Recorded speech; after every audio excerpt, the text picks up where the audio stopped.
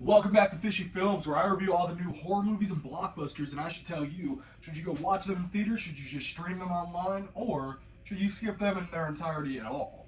I'm here to talk about Spider-Man Brand New Day, and well, judging by my title and my thumbnail, you can tell I was web-slinging my way into action, and I was having a blast with this movie.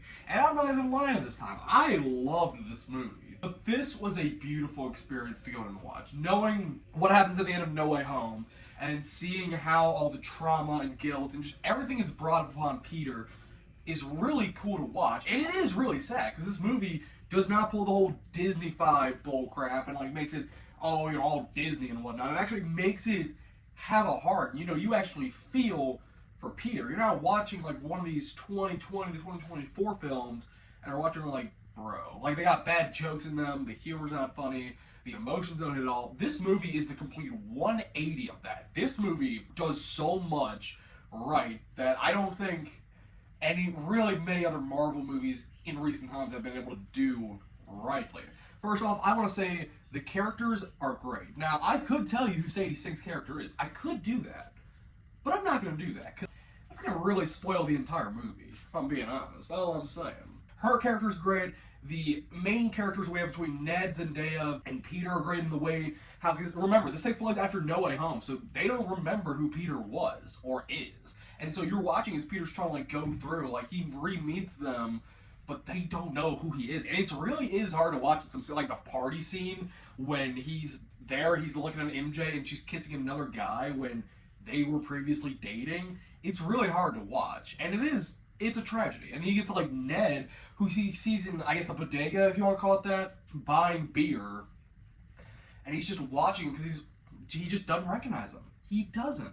Or even Ned, like the biggest one, where he's on the phone watching Ned's live streams, and then Ned's like, well, who's even watching this? And you just come back to Peter is watching them. No matter, he's watching all of them.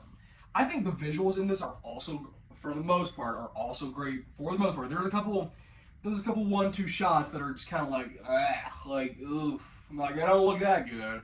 But most of the web slinging stuff we have between Tom just swinging around or him with MJ, most of them look great. I love the visuals in this. The villains we have, oh my goodness. Now listen, I really wanted Mr. Negative. I did. I wanted him so badly.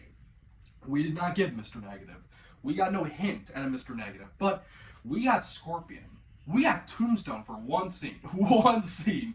Don't worry, I'm not gonna hype him up, bro, because he's in one scene. We got someone else. And no, it is not Sadie Sink, y'all. Sadie Sink is not a villain in this movie. Just keep that in mind, okay? Do not go in here and expecting that. Scorpion, played by, I do not remember his name. He is great in this. I love his character. I love so much of the backstory we get with Sadie Sink. She might be the best part. She, legit, not even joking, she might be the best part of this movie.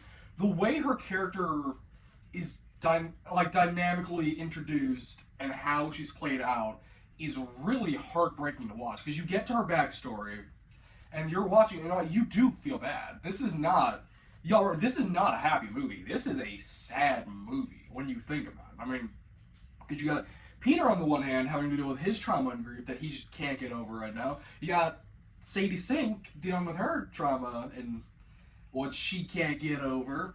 You got Damage Control messing all of this up. You got the Punisher in this, who I haven't even mentioned yet. He's also one of the best parts of the movie, because him and Peter are giving some of the best jokes in this entire film. I can't lie, y'all. I just can't. They are. Tell me I'm wrong if you've seen the movie. But back to what I was talking about Sadie Sink, her character is it's a tragedy to watch, really. Because you're watching, and you want to root for her, and you do in ways, but there's other ways where you're watching and you're thinking, do I really root for her? Yeah. In the end, you do. You end up doing it because this guy named Bill. Bill Nye the Science Guy. Bill. Bill Nye the Science Guy. Bill Nye the Science Guy. Fuck you, Bill. Hey, yo, what the fuck? Awful. He's played greatly. Okay, do not get me wrong. He is played greatly, but his character is so hateable when you get to a certain point. You're watching and you're just thinking, oh, he's not a good guy, I tell you. Not one bit is he.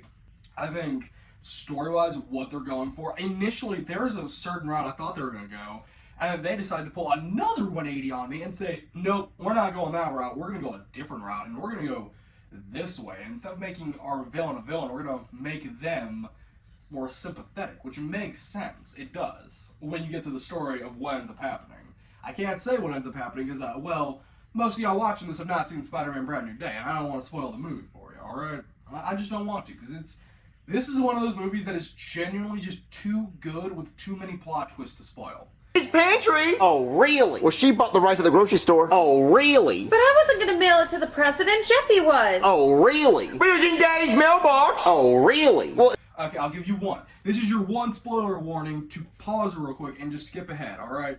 No. Wait. There's a scene with a character named MJ and Peter. You don't know where I'm going with this, and I know where I'm going with this. I'm just building it up to be anticlimactic. Peter gets to her apartment because MJ's in danger, and he takes her. And they get to a rooftop, and MJ suddenly remembers Peter. Suddenly. Nah,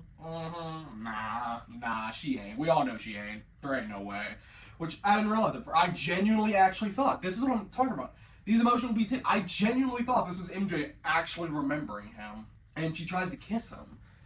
And then it's not MJ. It's not MJ. Bro. It is the other character. It's the villain of the movie. It is her. It's a dark twist. It is a messed up twist. It is a very not funny twist. It's just sad to watch. Because you're actually thinking for a moment, oh my gosh, Peter, you got MJ! Woo! He does not get MJ. Not at all. Throughout this movie, he gets rejected by MJ by that way. MJ finds his note that he left her back in 2021 in No Way Home. The note, she rejects him, and all's lost. She asks him to take him home. Literally right after this kind of annoys me a little bit. We have this huge emotional heavyweight beat that's going on, and it is really sad to watch. And then it cuts to a joke. Like, it's not a bad joke, but it feels a little unnecessary. Like, I get it, yeah, she does need a way home because she doesn't have her phone. But, like, did we really have to put that in? That's one of my few complaints about this movie. Other than, like, a couple of visuals being off, I think there's a couple scenes where we're getting, like, something really heavy handed to us, and we're watching joke right after. Or, like, this is a good example. At the end, again, spoiler alert, the Punisher shoots Spider-Man. What did he say? The Punisher just kills Spider-Man. I'm not even joking. Spider-Man's dead. Spider-Man is dead, is what I would be saying if I was right. Spider-Man is not dead. He does end up getting shot, though, by Punisher. From, by the way, an impossible shot. There's no way. You would have to pull out some Will Smith with his sniper in that one movie about trying to hit the train, doing some aerodynamics crap and physics to figure out the exact calculations and trajectory to hit this shot. I call crap that he was able to hit this in one shot. I don't believe it, but you know what? We'll move on from my opinion, because, you know, what does that matter? Anyway, he shoots Spider-Man. Spider-Man ends up in the hospital in critical condition. Don't worry, it's Spider-Man. He ends up living. And the best way to get Spider-Man out of the hospital is just to have Peter walk out while Punisher's wearing Spider-Man's mask going, woo!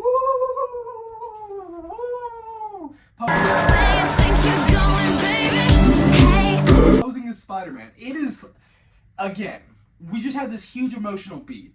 It is pretty funny, though. I can't lie. It is funny. Like, I wish, this is gonna sound weird, I wish it wasn't there, but it also makes sense why it's there. I enjoy it more that it is there than it isn't there. I can't lie.